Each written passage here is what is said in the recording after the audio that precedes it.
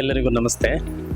ಈ ದಿನ ನಾವು ಇಕೋ ಕ್ಲಬ್ ಯೋಜನೆಯ ಒಂದು ಕಾರ್ಯಕ್ರಮದ ಅಡಿಯಲ್ಲಿ ಒಂದು ಮಕ್ಕಳಿಗೆ ನೈಜ ಅನುಭವವನ್ನು ಅಂದ್ರೆ ಪಠ್ಯಪುಸ್ತಕದ ಹೊರತಾಗಿ ನೈಜ ಒಂದು ಬದುಕಿನ ಪರಿಸ್ಥಿತಿ, ಪ್ರಕೃತಿ, ಇಲ್ಲಿಯ ಸುತ್ತ ಸಮಾಜವನ್ನ ಒಂದು ತೋರಿಸುವ ಒಂದು ಉದ್ದೇಶಕ್ಕಾಗಿ ನಾವು ಆಯ್ದುಕೊಂಡಂತಹ ಒಂದು ಸ್ಥಳ ಹೇಳಿದೆ ಸಿಂಹನಾಶ್ರಮ.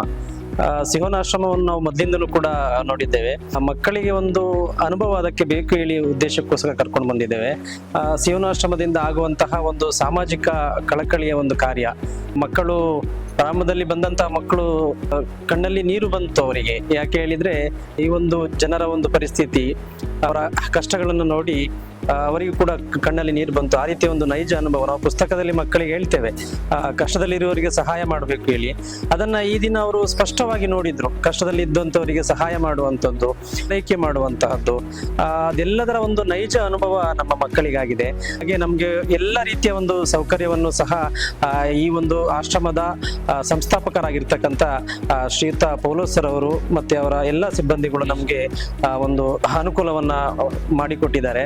ನಿಜವಾಗ್ಲೂ ಕೂಡ ನಮ್ಗೆ ಏನು ನಾವು ವರ್ಷ ಪೂರ್ತಿ ಕಲಿತೇವಲ್ಲ, ಅದಕ್ಕಿಂತ ಈ ಒಂದು 2-3 ಗಂಟೆ ಸಮಯ ನಾವಿಲ್ಲಿ ಕಳೆದಿದ್ದೇವೆ. ಈ ಒಂದು ಸಮಯದಲ್ಲಿ ಮಕ್ಕಳು ಬದುಕಿನ ಅತ್ಯಮೂಲ್ಯವಾದ ಪಾಠವನ್ನ ಕಲ್ತಿದ್ದಾರೆ ಅಂತೇಳಿ ಹೇಳಿಕ್ಕೆ ಅದೇನು ದೊಡ್ಡ ವಿಷಯ ಅನ್ಸೋದಿಲ್ಲ.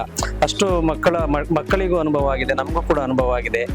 ಮಕ್ಕಳು ಈ ಒಂದು ವ್ಯವಸ್ಥೆಯನ್ನ ನೋಡಿ ಮುಂದೆ ಅವರ ಬದುಕಿನಲ್ಲೂ ಸಹ ಒಂದು ಸಮಾಜಕ್ಕೆ, ನಿರ್ಗತಿಕರಿಗೆ ಸಹಾಯ ಮಾಡುವಂತಹ ಮನಸ್ಸು ಬರಲಿ ಎಂಬ ಆಶಯದಿಂದ ನಾವು ಇಲ್ಲಿ ಬಂದಿದ್ದೇವೆ. ಇದಕ್ಕೆ ನಮ್ಗೆ ಅವಕಾಶವನ್ನು ಕಲ್ಪಿಸಿಕೊಟ್ಟಂತಹ, ನಮ್ಗೆ ವಾಹನದ ಸೌಕರ್ಯವನ್ನು ಸಹ ಪೌಲೋಸ್ ಸರ್ ಮಾಡಿಕೊಟ್ಟಿದ್ದಾರೆ, ಊಟದ ವ್ಯವಸ್ಥೆಯನ್ನ ಮಾಡಿದ್ದಾರೆ. ಒಟ್ಟಾರೆಯಾಗಿ ನಮ್ಮನ್ನ ತುಂಬಾ ಪ್ರೀತಿಪೂರ್ವಕವಾಗಿ ಬರೆಮಾಡಿಕೊಂಡು ಈ ಒಂದು ಅವರ ಒಂದು ಸಮಾಜ ಸೇವೆಯನ್ನ, ಅವರ ಒಂದು ಕಳಕಳಿಯನ್ನ ನಮ್ಗೆ ತೋರ್ಪಡಿಸಿದ್ದಾರೆ. ಮತ್ತೊಮ್ಮೆ ಎಲ್ಲರಿಗೂ ಕೂಡ ಹೃತ್ಪೂರ್ವಕ ಧನ್ಯವಾದಗಳನ್ನ ತಿಳಿಸ್ತಾ ಇದ್ದೇವೆ.